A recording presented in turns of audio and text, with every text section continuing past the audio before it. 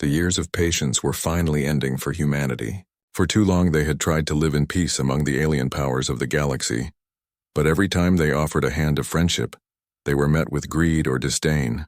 The Galactic Union had once promised equality, but to humans it only brought exploitation and humiliation. Captain Laura Bennett of the United Earth Fleet had spent half her life watching her people being treated as second-class citizens among the stars.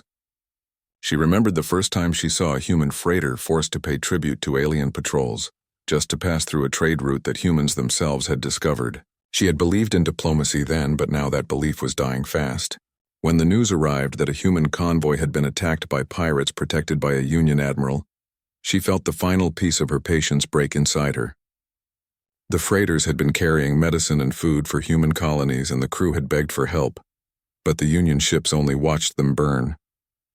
The recording of the desperate call spread across every screen on Earth, and soon the world was filled with anger. People filled the streets and shouted that humanity had suffered enough, and that peace meant nothing without respect. Factories stopped their work, and even the calm diplomats began to turn silent and cold. Laura stood in the control room of her ship, the UES Horizon, and watched the stars outside as the crowd's voices reached her through the news feeds. She knew the government could not stay silent anymore. General Ethan Brooks, who commanded the Earth Defense Command, sent her a message that night saying that the assembly would soon make its decision. His voice was calm, but she could hear the weight in his tone.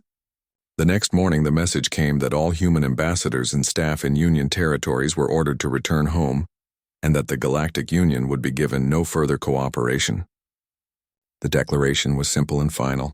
When the announcement was broadcast, every alien leader reacted with shock and disbelief. To them, humans had always been the polite species that obeyed rules and smiled even when insulted. Now they saw something they had never expected. The humans stopped smiling. Factories on Mars and Luna began to switch to military production.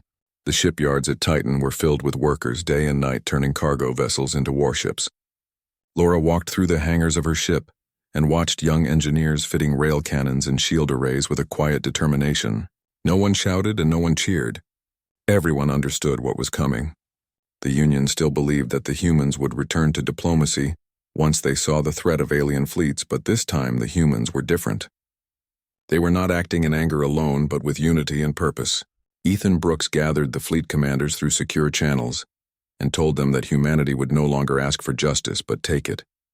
He looked at Laura through the screen and said that she would lead the first mission. Her target was a Union depot near Velkar Prime, where pirate ships were supplied and sheltered. The plan was simple and brutal. No more warnings, no more debates. The moment Laura received the coordinates, she felt a calm she had not known in years.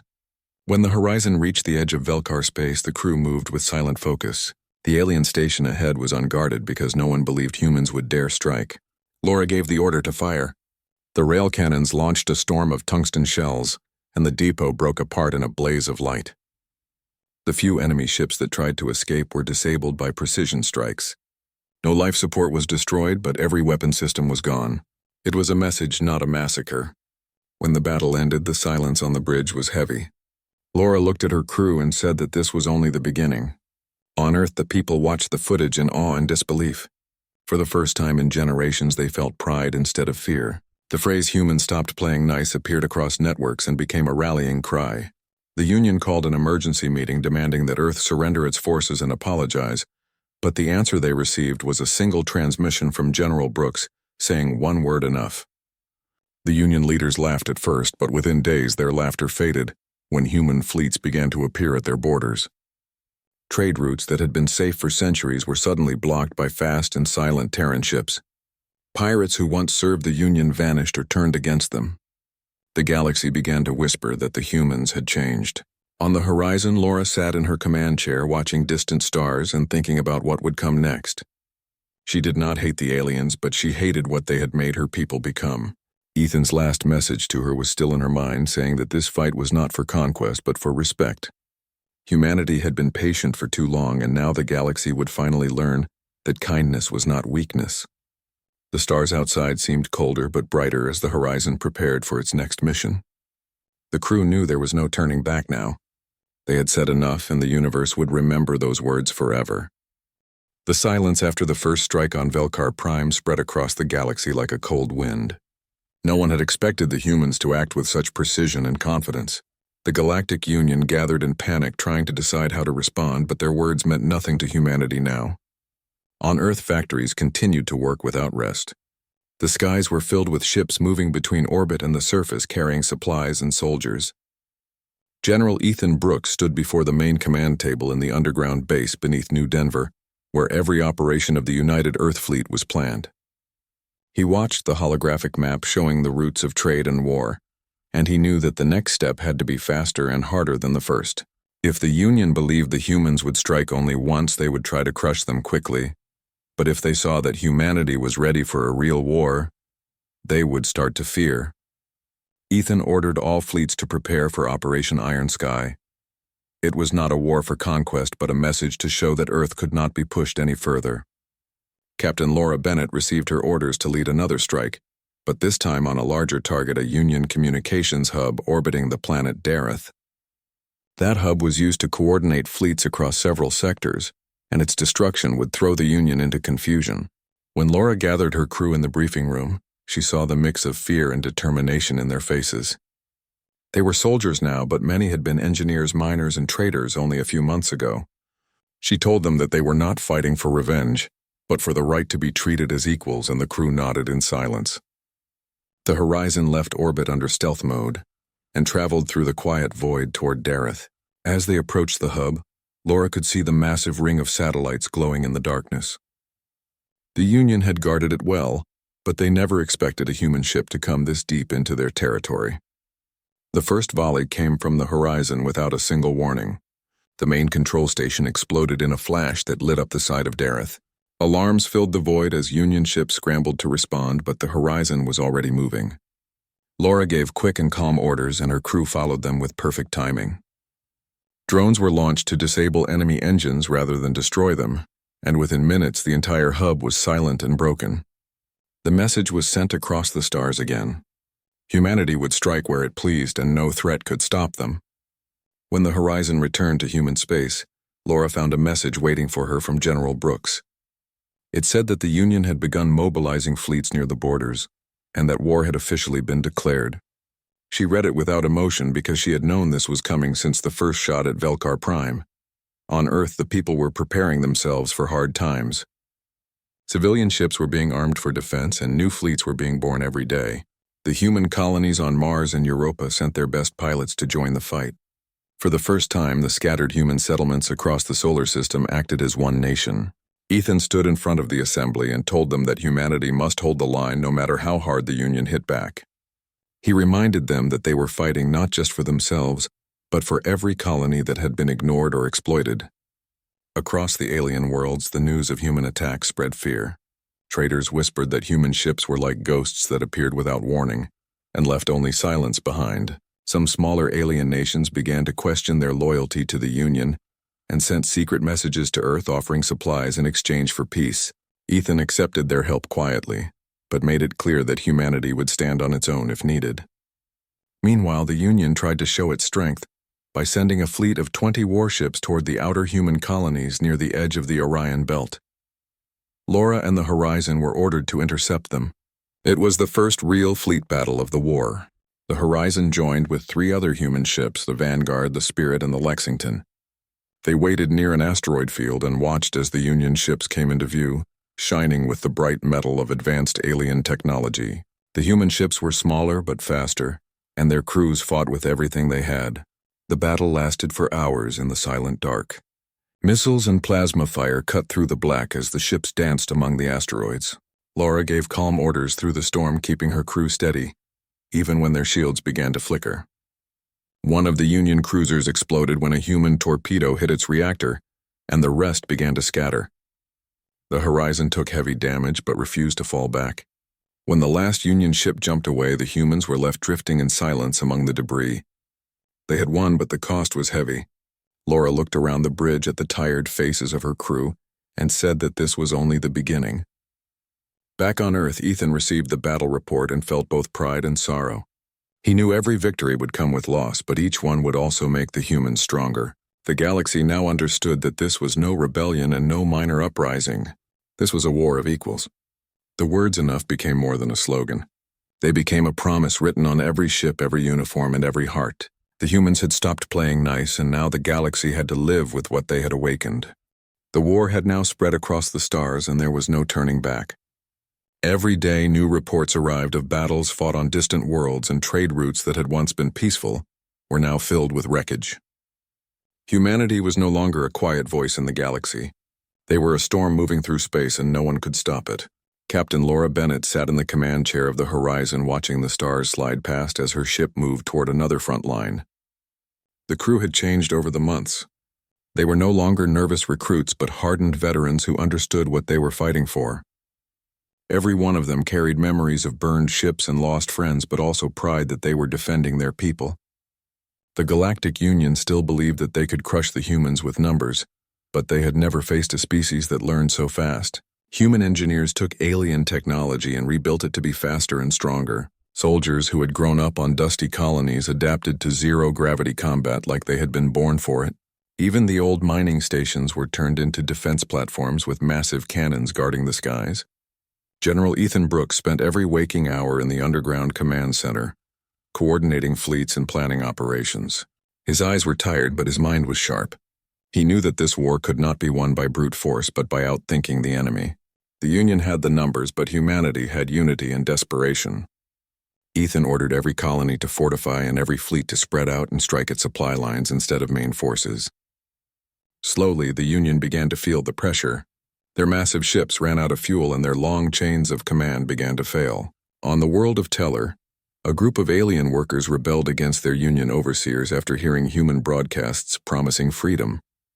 Across the galaxy, smaller species started to whisper that maybe the humans were not the monsters the Union claimed. Laura and the Horizon were sent to a sector where human forces were trying to hold a line against 3 Union fleets. The moment they arrived, she could see the scale of the battle. Dozens of ships from both sides filled the void with explosions. Laura gave her crew the order to target the largest Union dreadnought, and as the cannons fired, she felt the ship shudder around her. Hours passed, and still the battle continued, but slowly the humans pushed forward. When the Union ships began to retreat, Laura did not celebrate.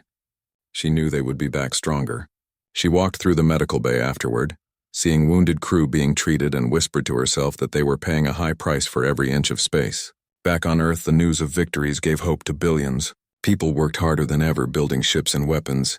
Children learned about the war in schools and sent messages of support to soldiers at the front. Humanity had become one united force like never before. Ethan knew that this unity was their greatest weapon.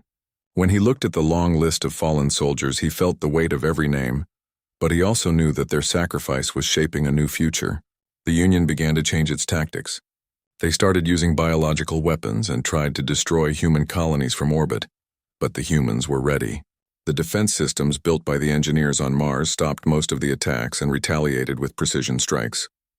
Laura received orders to lead a deep strike mission behind enemy lines to destroy a weapons factory, producing those biological bombs.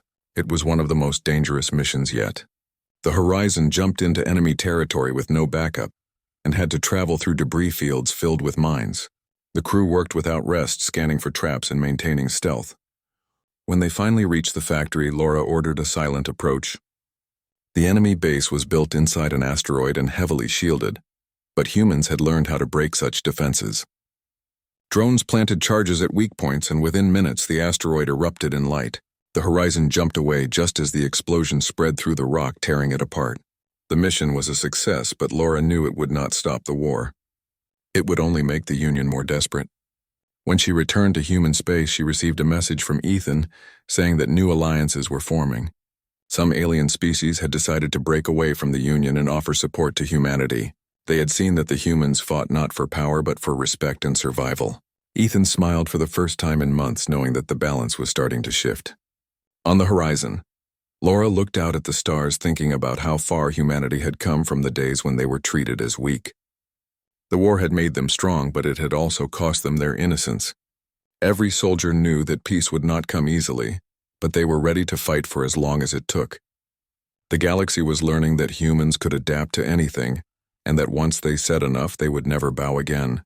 The war was still far from over, but for the first time it was no longer a question of if humanity could survive, but how far they could go. The humans were not fighting for victory alone. but for the right to exist with pride among the stars, and nothing in the universe could take that away now. The war had reached a point where both sides were bleeding and tired, but humanity refused to stop. The Galactic Union had lost control of many sectors, and their fleets were scattered and confused. On Earth, the people had learned to live with fear and hope at the same time. Every sunrise brought news of battles won and friends lost. General Ethan Brooks stood in the main command center, surrounded by screens showing movements of fleets and enemy positions. His uniform was worn and his eyes showed the weight of months without rest, but his voice remained steady. He knew that the next phase of the war would decide everything. The Union had begun building a massive weapon capable of destroying entire planets, and it was hidden somewhere deep within their central system. If it was completed, humanity would not survive. Ethan sent out a secret order to all fleets to prepare for Operation Dawnfire, a coordinated attack on the Union headquarters at Voral Station. It was a risk, but there was no other choice. Captain Laura Bennett and her crew aboard the Horizon were chosen to lead one of the main assault groups. The crew had already survived countless battles, and each of them trusted Laura completely. As the fleet gathered near the edge of the neutral zone, the stars were filled with the glow of hundreds of ships ready for war. Laura walked through the hangar, speaking to her crew and reminding them that this battle was for everyone who had fallen and for the generations yet to come. When the order came to move, the human fleet jumped into Union space like a thunderstorm. The first moments were chaos as alarms and enemy fire filled the void. Union ships tried to hold the line, but the humans moved with perfect coordination. Every shot was calculated, every maneuver made with purpose. Laura stood on the bridge giving calm orders while her crew worked in silence. The Horizon dodged heavy fire and struck back with precision. Explosions rippled through enemy formations, and soon the sky around Voral Station was filled with burning wreckage.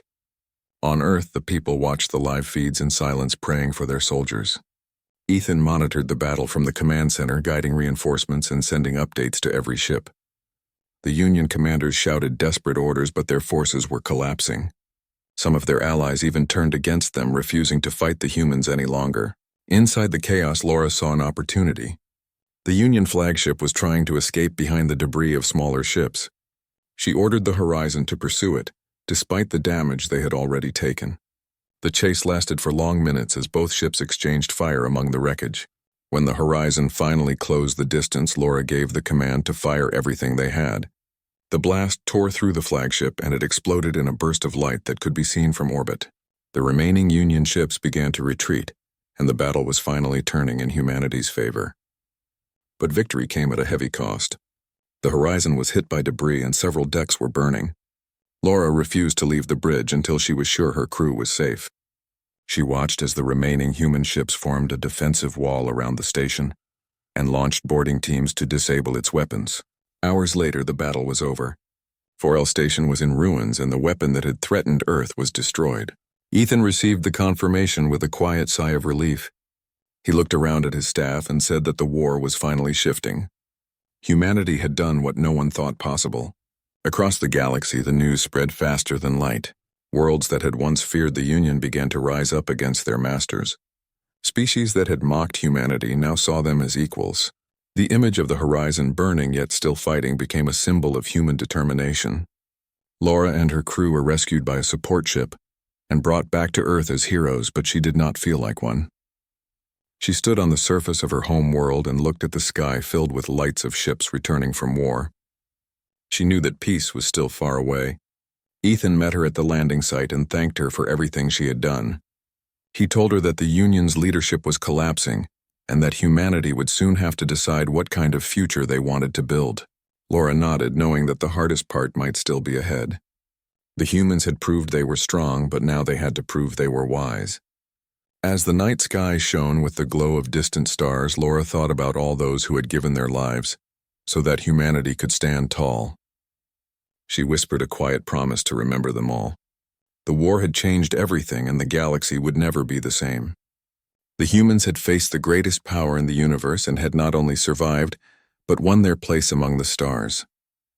They had shown the galaxy that patience had limits and that when humanity said enough, they meant it. When the war finally began to quiet down, the galaxy was no longer the same. The mighty Galactic Union that had once ruled with pride and arrogance was shattered into fragments. Worlds that had once feared their authority now stood free and silent under the light of new suns. On Earth there were no celebrations, only quiet relief. Cities that had once been filled with noise now carried the soft hum of rebuilding machines. People walked through streets that bore the scars of war, but their faces showed something new, a kind of strength that had never been there before. Captain Laura Bennett walked through the ruins of the old spaceport where new ships were being built, from the remains of the old ones. She had returned from the front lines only weeks ago and still carried the pain of every name lost under her command. She had seen too much to celebrate, but she was proud that her people had survived. The horizon was being repaired in orbit above Earth, a symbol of what humanity had achieved. General Ethan Brooks stood in the assembly chamber surrounded by leaders from every human colony and a few alien representatives who had joined the new Peace Council. His voice was steady as he spoke of what must come next. Humanity had fought for freedom and respect, but now they had to learn how to lead with wisdom, not anger. The council listened in silence as he spoke of rebuilding trust and creating a galaxy where no species would suffer what humanity had endured. Many agreed, but some feared that peace would not last. In distant corners of the stars, small battles still flared as remnants of the Union refused to surrender.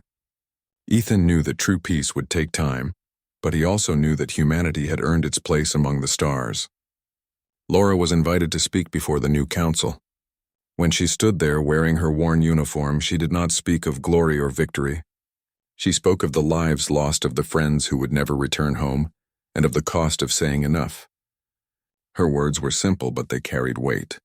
She reminded everyone that humanity had not started this war out of desire for power, but because they had been pushed too far. She ended her speech by saying that kindness was a choice, and that strength meant nothing without compassion. Her words were broadcast across every human colony and many alien worlds. The galaxy listened to her, and for the first time they saw humanity not as rebels or conquerors, but as survivors who had fought for dignity. The months that followed were filled with hard work. Human engineers and alien builders worked side by side to restore trade routes and repair broken worlds. The new Galactic Council was formed with equal voices for every species, and Earth held one of its central seats.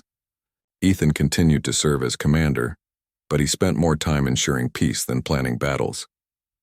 He often thought of the long years of struggle and how far they had come from the days when humans were dismissed and controlled.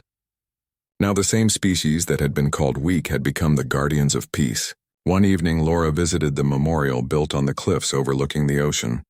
Names of the fallen were carved into the stone, and the sound of waves below carried a quiet rhythm like the heartbeat of the planet itself. She stood there in silence, thinking about those who had fought beside her. She placed her hand on the cold surface of the memorial and whispered that they had finally done it. They had shown the galaxy that humanity would never bow again. As she watched the horizon, the sun began to rise, painting the sky with colors that reminded her of distant nebulae. She smiled faintly for the first time in months. The horizon would soon fly again, but this time not for war. It would carry diplomats and explorers to worlds that had once been enemies, now turned allies. Humanity was moving forward. Ethan watched the same sunrise from the command tower and thought about all that had happened. He knew there would always be challenges ahead, but he also knew that something unbreakable had been born in the heart of his people. They had learned that kindness and strength could live together. They had learned that patience had limits, but hope did not. When he addressed the council later that day, his words were calm. He said that humanity had never wanted war, but when they were forced to fight, they did it with everything they had, and that now their duty was to make sure no one else would ever have to say enough again. His voice echoed across the chamber, and everyone listened in silence. The war had ended, but the story of humanity had only just begun. The galaxy would remember how the quiet species from the small blue world had stood up against empires and survived. They would remember that when the humans stopped playing nice, they changed the fate of the stars forever.